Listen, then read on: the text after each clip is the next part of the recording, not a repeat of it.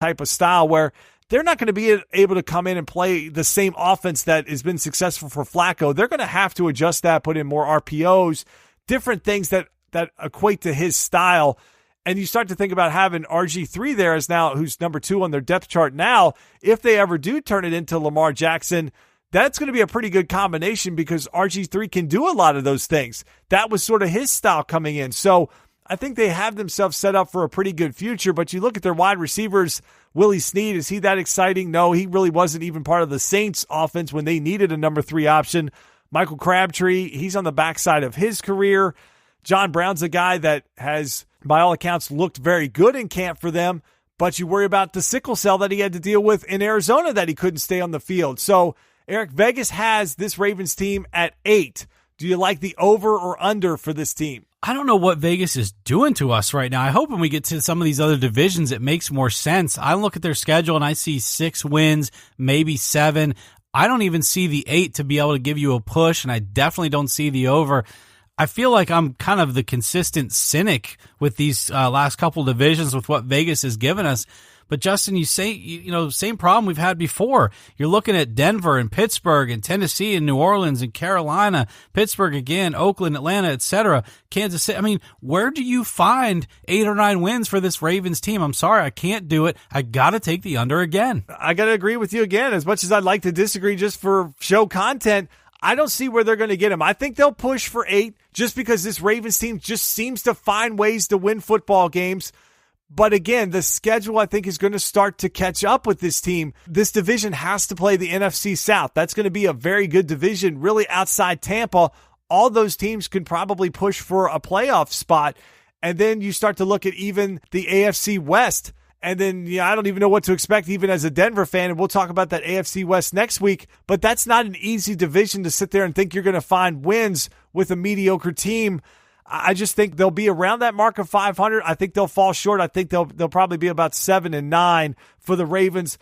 So let's go to the top of the division. No surprise here again. It's Pittsburgh Steelers that Vegas thinks will have the most wins in this division. Eric, this is another team. They, much like New England, always a drama-filled team. There's always something going on with this team. There's drama with Ben or Le'Veon Bell or Antonio Brown is Facebook Living something in the locker room. Tomlin's always got himself into something. Now you've got fans that are breaking into practice in Troy Polamalu gear and getting onto the field. There's always something with this team. Ben Roethlisberger just this week is now in concussion protocol from running into his own lineman at this point and got knocked down, and now he's going to have to miss some time. But this is a team, Eric, when they're healthy, when they're out there, there's nobody better, especially when they're at home. I don't think there is a quarterback that has the home road splits that Ben does. If you play daily fantasy, you do not want anything to do with Ben Roethlisberger when he leaves Pittsburgh. But when he's at home, he's a guy that just absolutely can tear it up there. But again, Eric, this is the team. They've got a window that I feel is really shrinking. You look at Le'Veon Bell, his agent and himself has kind of made it clear this will probably more than likely be his last year in Pittsburgh unless they want to pay him an enormous franchise number next year. He looks like he's ready to move on. You start to look at the age of Antonio Brown. You never know what's going through Ben's head, but he's, maybe got 2 or 3 years left in the tank there. He's mad that they went out and drafted Mason Rudolph. But it feels like this team, Eric, this might be their year. This might be their window to try to get it done. So can they put all this drama and turmoil behind them and make a run, especially at a year where we think New England might be down, and actually get home field advantage where they can play? Or will they let this drama build up where they're going to drop a couple games and they're going to find themselves having to go through New England to get to a Super Bowl? Certainly Le'Veon Bell is the dynamite stick in this whole thing. I mean, if that blows up, I think you got a different football team here. But if he's on the field and he's productive, and just like they did last year with some of the things that were going on in the locker room with the anthem stuff and other things, they seem to find a way to score one heck of a lot of points on the football field. And so if Roethlisberger's healthy, you've got AB out there, you've got Juju Smith-Schuster, you've got Le'Veon Bell. It's one of the most high-powered offenses in the AFC and maybe one of the most high-powered offenses in all of football. So I think they are a lock for a playoff spot in the AFC. I think they'll be chasing one of those top spots, 1, 2, 3, and have a really good shot at that home field advantage. You did point out that Roethlisberger does not look very good on the road, but Justin, they get a little bit lucky with their schedule because their first 4 road games, now these are not their first 4 games, but their first 4 road games are at Cleveland, at Tampa Bay, at Cincinnati, and at Baltimore. And then they don't actually go to play at Jacksonville until the 11th week of the season.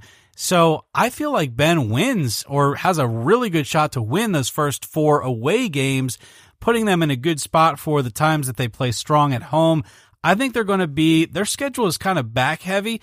And so I think they're going to be winning a lot of games in the first half of the season. They'll have a little bit of a challenge in the second half, maybe split some of them. But, you'll give me the over-under number in a minute and we'll talk about it. But I see them winning a good amount of football games this year. They're going to be right there in this thing just based on what they have. You talked about the offensive firepower on this team. There's very few teams that can go in. They can cover up a lot of holes on the defensive side.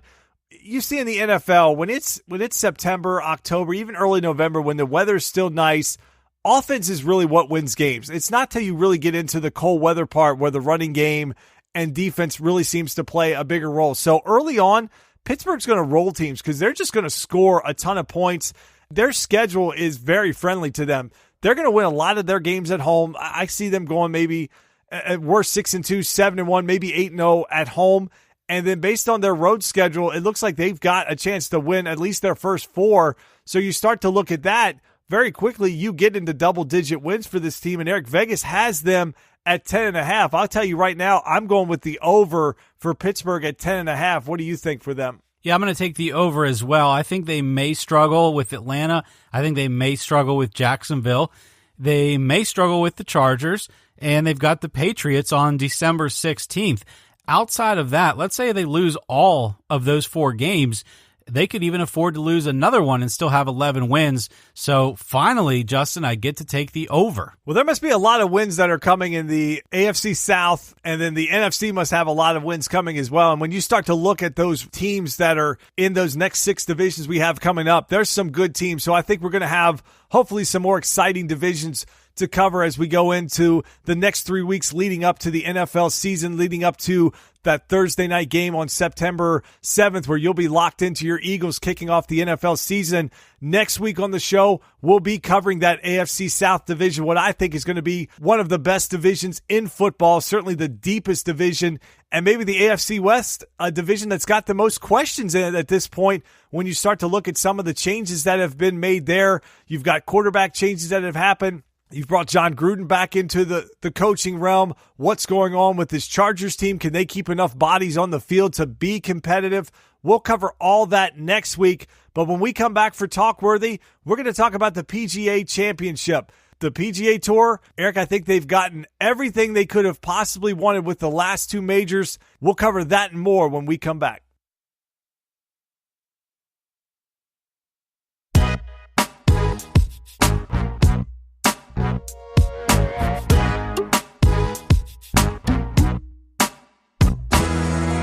Justin, the PGA Championship was pretty exciting to me. I follow a lot of the names that were on that leaderboard. In fact, many of them are golfers I consider to be some of my favorite on television right now. Ricky Fowler, Brooks Koepka, Dustin Johnson. Certainly when you get into Justin Thomas trying to defend, you've got Justin Rose. You've got a lot of names that were on that leaderboard. And one of the names that we also saw on Saturday and Sunday was Tiger Woods.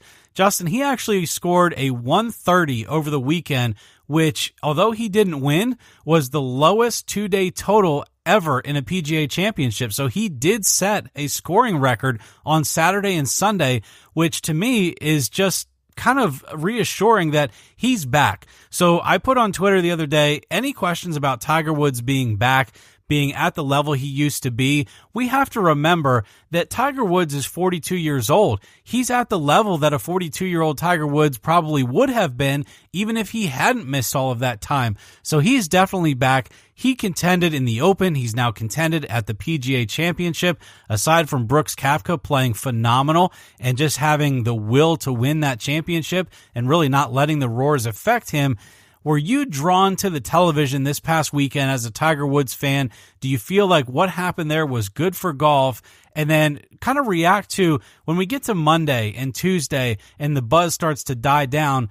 As a fan of golf and moreover Tiger Woods, what are you seeing in the media that either makes you feel good about the PGA or maybe makes you feel not so good about the PGA? Well, I was definitely locked in. Again, we've talked about this on the show before. We're huge Tiger Woods fans. I'm drawn to golf when Tiger Woods is there. I'm more of a casual golf fan. You're more of the serious golf fan. You're somebody that'll watch practice rounds and Thursday and Friday coverage of tournaments that most people don't even know the sponsors for, where I'm more of the guy that'll come in and watch the majors, watch the bigger tournaments. But I was absolutely drawn, and especially on Sunday, knowing when Tiger's tee time was, watching him come out on hole number 1, miss that birdie putt, but then come back and just play spectacular golf on 2 and 3, and then just hit the ball seemingly all over the place on the front 9 and still find ways to score. It was just so impressive to watch, and you're like, is this going to be the week that it finally happens? Is he going to win another major?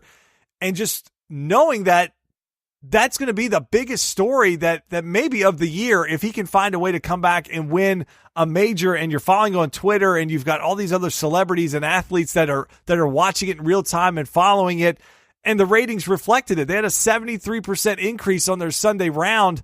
They nearly doubled what they had just last year. So the Tiger effect is absolutely real. But it gets back to what we talked about back at the Open and even the U.S. Open, where golf does not capitalize when some of their other guys win these tournaments. You've got Brooks Koepka now, who has 3 majors, but it doesn't seem like he's done 3 interviews on the Monday after. You don't see him. You don't talk about him. All the shows want to do is talk about Tiger, because that's what moves the needle. It's probably the first time that people will actually remember who finished second in a tournament over who actually won it. It's the reverse of nobody remembers who finished second. It's almost when Tiger plays, nobody remembers who wins. And I think that's still the problem for golf, is they don't capitalize on their audiences to keep introducing these guys. And look, some of this is on Koepka too. This is a guy that has 3 majors win, but he's only won 1 regular tournament. So you really don't hear about him for the rest of seemingly the year until you get to the major time. Then he steps up, but then he goes dormant for a while. And as good as Jordan Spieth has been and consistent as he's been, we've talked about that with him, where he goes through these stretches where he dominates and then he sort of kind of falls off with his play, where he's still consistent. But again, no one really cares about top 10s. They want to see guys that are coming down the stretch and winning tournaments. So that's my biggest fear, is that golf isn't capitalizing on all this young talent around. Look, Nike's got part of this too. Koepka is a Nike guy. Why aren't they doing commercials with him? He's this big, jacked up, athletic, bodybuilding type guy. Build upon that. Build that up. Do commercials around that. Do something to build that brand up. I don't know if it's just his contract that it doesn't call for that, but they haven't done anything. They send out an email to say, hey, you can shop the Brooks Koepka collection, just like they did after the U.S. Open. I get those emails again, but there's nothing about him that builds him up. Golf does the same with all these guys. They just don't build up. That is the problem. My daughter is 4 years old, and she watched an hour and a half straight of golf coverage, and the golfer that she knew was Tiger. She knew who Tiger was. And after golf was over, she goes, I want to go outside and hit golf balls like Tiger. That is Tiger that moves the needle. My fear is when Tiger leaves, that 73% increase of the audience, Eric, I think they're going to go with him. I think they're all valid points, and it's been a concern of mine for many, many years.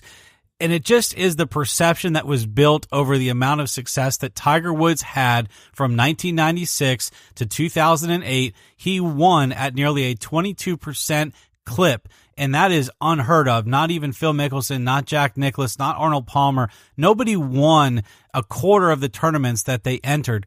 Then you go and look at 14 majors before, obviously 2008 U.S. Open was his last, but 14 majors in that span.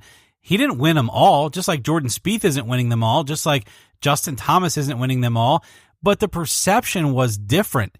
And that's what I think is irritating a little bit, as much of a Tiger fan as I am, is that you have Brooks Koepka, who has now won 3 out of the last 7 majors, and there, like you said, is absolutely no buzz about that at all. That is phenomenal. I could list 200 other guys on the PGA Tour that would give their left nut for that kind of career, and no one cares. And Jordan Spieth, the fact that he's won a bunch of majors already, the fact that every time Rory goes to the Masters, he's looking for a Grand Slam, the fact that, keep going on and on. Justin Thomas was up on the top of the leaderboard this weekend trying to defend his